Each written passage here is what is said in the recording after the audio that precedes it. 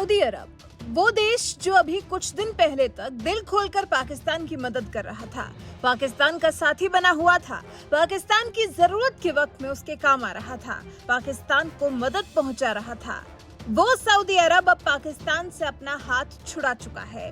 वो सऊदी अरब अब पाकिस्तान की मदद नहीं करना चाह रहा है। तभी तो डील भारत के साथ की है सऊदी अरब ने, वो भी आतंक के खिलाफ। जी, एक डील हुई है सऊदी अरब और भारत के बीच में आतंक के खिलाफ, जिस पर अब पाकिस्तान को बहुत बुरी तरह मिर्ची लगने वाली है। भारत की intelligence agency research and analysis wing और सऊदी के बीच में ऐतिहासिक समझौता हुआ है। एक ऐसा समझौता जिससे आतंकवाद के खिलाफ लड़ाई में दोनों देशों को एक दूसरे से काफी मदद मिलेगी। कुछ ही दिनों पहले समझौते को सऊदी अरब की कैबिनेट से मंजूरी मिली है। इस समझौते के बाद सऊदी अरब आतंकवाद की लड़ाई में खाड़ी देशों में भारत का सबसे बड़ा साथी बन गया है। इस बारे में सऊदी अरब ने एक आधिकारिक बयान जारी कर बताया कि सऊदी सुरक्षा एजेंसी रॉ के साथ मिलकर आतंकवादी घटनाओं और आतंकवाद को मिलने वाली आर्थिक दम पर लगाम कसने की दिशा में काम करेगी।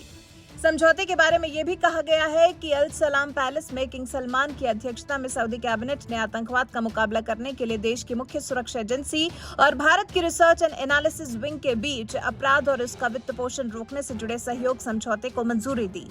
अभी पिछले ही दिनों भारत के नए राजदूत सुहेल एजाज खान ने सऊदी अरब के गृह मंत्री प्रिंस अब्दुल अजीज बिन सऊद नाइफ बिन अब्दुल अजीज से मुलाकात की थी। इस मीटिंग के बाद ही सऊदी अरब का ये बड़ा फैसला आया है। सऊदी प्रेस एजेंसी ने इस बारे में बताया है कि स्वागत समारोह के दौरान आम हित के कई मुद्दों पर चर्चा की गई। इसी मुलाकात के बाद सऊदी अरब ने शंघाई कोऑपरेशन ऑर्गेनाइजेशन की तरफ पहला कदम बढ़ाया है। अब पाकिस्तान में भारत और सऊदी अरब के बीच हुई इस महत्वपूर्ण डील को लेकर सन्नाटा पसरा हुआ है। पाकिस्तान में भारत और सऊदी के बीच इस समझौते पर सन्नाटा छाया हुआ है, क्योंकि इस डील से साफ हो गया है कि सऊदी अरब और भारत आतंकवाद के मुद्दे पर एक ही तरह की सोच रखते हैं। हालांकि ये अलग बात है कि पाकिस्तान और सऊदी अरब के बीच में एक रक्षा समझौता हुआ है।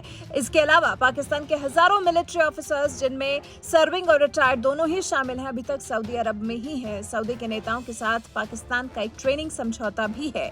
ऐसे में यह समझौता पाकिस्तान के लिए टेंशन की बड़ी वजह है। भारत और सऊदी अरब का साथ आना यह बता रहा है कि खाड़ी के मुस्लिम देशों के बीच में पाकिस्तान की क्या हैसियत रह गई है। पाकिस्तान वो देश है जो कश्मीर में अल्पसंख्यकों के साथ ज्यादती का भ्रम पैदा करता है, अपने गिरेबान में न झांक कर भारत को दोषी करार देता है, जबकि एक मुस्लिम देश ही भारत का साथ दे रहा है।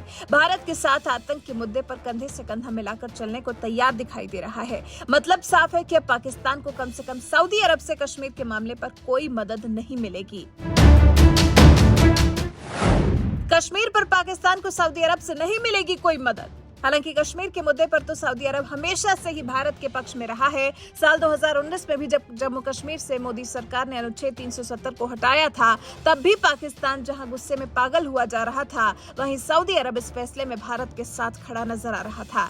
लेकिन अब जब रॉ और सऊदी अरब के बीच में डील हो ही गई है, तो कश्मीर के मामले पर अब खाड़ी देशों की तरफ से पाकिस्तान को कोई समर्थन नहीं मिलने वाला है, ऐसा अनुमान लगाया जा रहा है। भारत और सऊदी अरब के बीच में हुई ये डील पाकिस्तान के लिए दुखदायी इसलिए भी है क्योंकि पाकिस्तान अभी उस दौर में है जब पाकिस्तान को मदद की बहुत ज्यादा जरूरत है। पाकिस्तान का हाल अभी कुछ ऐसा है कि जो कोई भी देश पाकिस्तान की जो कोई भी मदद कर दे वो कम ही है। IMF से भी पाकिस्तान को बेल आउट पैकेज नहीं मिल पा रहा है और ऐसे वक्त में भारत और सऊदी अरब का साथ आकर आतंकवाद पर समझौता कर लेना पाकिस्तान के गले से नीचे नहीं उतर रहा है।